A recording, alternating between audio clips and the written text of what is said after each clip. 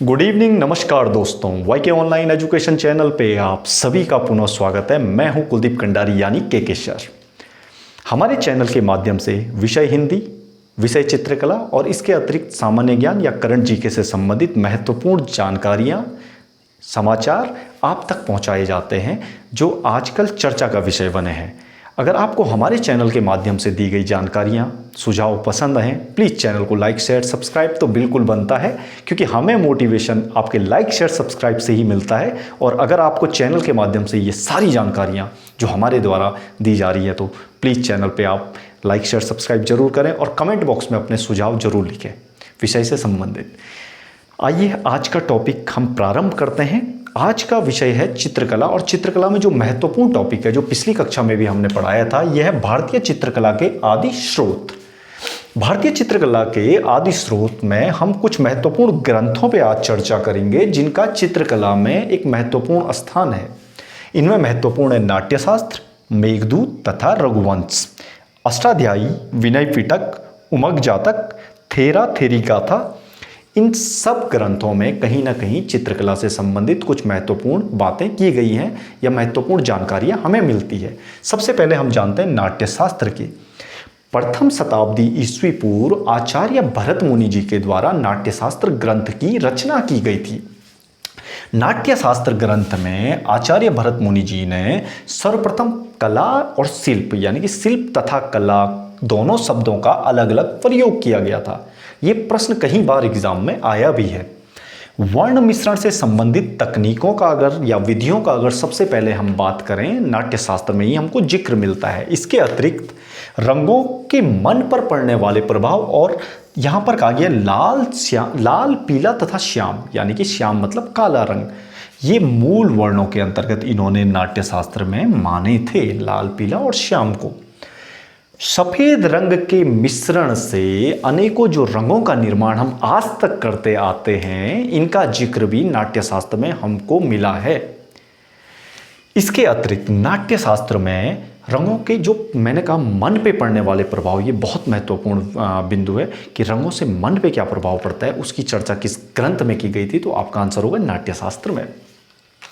मेघदूत तथा रघुवंश, ये भी महत्वपूर्ण चित्रकला में आदि ग्रंथ है जिसका चित्रकला में काफ़ी महत्वपूर्ण स्थान है। मेघदूत तथा रघुवंश दोनों महाकवि कालिदास द्वारा रचित हैं और ये लगभग प्रथम शताब्दी ईस्वी पूर्व इनकी भी रचना हुई थी। हम थोड़ा मेघदूत ग्रंथ के बारे में जान लेते हैं कि चित्रकला में मेघदूत ग्रंथ का क्या स्थान है। एक प्रश्न जो एग्जाम में बहुत बार पूछा गया, विरहणी यक्षिणी द्वारा अपने प्रवासी पति यक्ष के चित्रों की चर्चा कहाँ पर हुई है, तो आपका आंसर होगा मेघदूत में यह चर्चा हुई है, यक्ष के चित्र की चर्चा। इसके अतिरिक्त स्त्री तथा पुरुष दोनों मेघदूत के अनुसार चित्रकारी में दक्ष थे तथा उस समय कहा जाता था चित्रों के द्वारा प्रेम प्रसंग से संबंधित या प्रेम से संबंधित संदेशों की रीति प्रचलित थी, यानी कि चित्रों के द्वारा मेघदूत में प्रेम संदेशों को भेजे जाने की एक प्रमुख रीति थी। मंगल कामनाओं के लिए घरों में चित्रकारी की जाती थी, ये मेघदूत में एक चर्चा मेघदूत में हमें ज्ञात होता है। यानी कि जो हम आज भी घरों में मंगल कामनाओं से संबंधित चित्रकारियां करते हैं, तो ये मेघदूत ग्रंथ में कहीं ना कहीं इसका जिक्र हमें प्राप्त हुआ है। इसके अतिरिक्त रघुवंश का भी हम जान लेते हैं कि रघुवंश ग्रंथ में क्या महत्वपूर्ण बातें हैं कला से संबंधित। एक बहुत महत्वपूर्ण यहाँ पे बात आती है, कमल वन के मध्य हाथियों तथा हथिनियों का चित्र मिलता है। एक कमल वन था, उसके मध्य में हाथी तथा हथिनियों के चित्र का यहाँ पे जिक्र मिलता है, जिसको काल रूपी सिंहों ने सजीव चित्र समझकर, सजीव समझकर उन्होंने इनके वक्षस्थल को विदीर्ण कर दिया था, और ये चित्रों को काल रूपी सिंहों ने क्या किया था, बिल्कुल तहस नहस कर दिया था, फाड़ दिया था इन चित्रों को, क्योंकि उन्होंने सोचा था ये असली हाथी और हथनियाँ हैं। तो ये जो जिक्र मिलता है ये आपको रघुवंश में मिलता है, और ये कालिदास जी के द्वारा ही प्रथम शताब्दी में लिखा गया या रचित महत्वपूर्ण ग्रंथ है। इसके अतिरिक्त अष्टाध्यायी पाणिनि जी के द्वारा 500 ईस्वी पूर्व इसका जिक्र मिलता है। और यहाँ पर जो महर्षि पाणिनि जी ने बात की, दो कलाओं की बात की थी, चारुकला और कारुकला। प्रथम अध्याय में हमने चित्रकला में सबसे पहले दो कलाओं की बात की, एक है देवशिल्प, एक मानव शिल्प। देवशिल्प में हमने अन्य कलाओं को रखा तथा मानव शिल्प के भी दो भाग किए, जिसमें एक था चारुकला जिसमें ललित कलाओं को कहा गया, दूसरा था कारुकला जिसके अंतर्गत उपयोगी कला के बारे में हमने बात की। तो ये महर्षि पाणिनि जी के द्वारा ही चारुशिल्प तथा कारुशिल्प का जिक्र मिलता है, या उनके अष्टाध्यायी में इसका हमें जिक्र मिलता है। तो कभी भी आएगा अगर प्रश्न चारुशिल्प यानी कि ललित कला, कारुशिल्प यानी कि उपयोगी कला का सबसे पहले वर्णन कहाँ मिलता है, तो अष्टाध्यायी जो महर्षि पाणिनि जी के द्वारा लिखी गई थी। विनय पिटक, ये भी एक महत्वपूर्ण ग्रंथ चित्रकला की दृष्टि से बन जाता है। ये एक बौद्ध ग्रंथ है। 400 ईस्वी पूर्व से 300 ईस्वी पूर्व विनय पिटक की रचना की गई थी, और इसमें राजा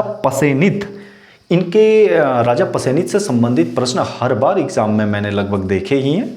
और राजा पसेनित के चित्रित रंग महलों का वर्णन जो हमें मिलता है, ये यहाँ पर विनय पिटक में मिलता है। और इनके जो रंग महल थे, यहाँ पर रंगीन चित्र बहुत बड़े बड़े आकार के थे, और इनको देखने के लिए कहते हैं उस समय की जनता की काफ़ी ज़्यादा भीड़ का यहाँ पर जिक्र हुआ है, जो है विनय पिटक में। इसके अतिरिक्त एक महत्वपूर्ण ग्रंथ है उमग जातक। 477 ईस्वी पूर्व उमग जातक का जिक्र आता है कि इस ग्रंथ की रचना हुई है। यहाँ पर सूर्य, चंद्र और इंद्र जी के कुशल चित्रकारों के द्वारा बनाए गए चित्रों का वर्णन आता है उमग जातक में। इसके अतिरिक्त थेराथेरी गाथा, 400 ईस्वी पूर्व थेराथेरी गाथा का भी जिक्र आता है। लगभग 400 से 300 ईस्वी पूर्व इसकी भी रचना की गई थी। और थेराथेरी गाथक में महत्वपूर्ण यह है, राजा बिंबिसार के द्वारा तिस्स को बुद्ध के जीवन के आधार पर एक चित्रित एल्बम भेंट की, जिसका नाम था चित्राधार। यानी कि राजा बिंबिसार ने तिस्स को जो एल्बम भेंट करने का जिक्र आता है, ये जिक्र आता है आपका थेराथेरी गाथा में। तो ये प्रमुख ग्रंथ जो मैंने आज आपको बताए, नाट्यशास्त्र, मेघदूत तथा रघुवंश, अष्टाध्यायी, विनय पिटक, उमग जातक और थेराथेरी गाथा, इनसे जो महत्वपूर्ण जानकारियां हैं वो मेरे माध्यम से आपको पुनः दी गई हैं। तो आपको अगर आज का टॉपिक समझ में आया चित्रकला से संबंधित, तो प्लीज़ चैनल को लाइक, शेयर, सब्सक्राइब करें। और अगले टॉपिक में या अगले नेक्स्ट डे को हम चित्रकला में कुछ महत्वपूर्ण आदि ग्रंथों की और जिक्र करेंगे, जिनसे संबंधित एग्जामों में अक्सर क्वेश्चन पूछे जा रहे हैं। तो प्लीज़ वीडियो को लाइक, शेयर, सब्सक्राइब जरूर करें और चैनल पे जुड़े रहें आप। हमें भी खुशी होती है कि आपके द्वारा हमारे चैनल को पसंद किया जा रहा है। मिलते हैं आपसे नेक्स्ट क्लास में। धन्यवाद, नमस्कार।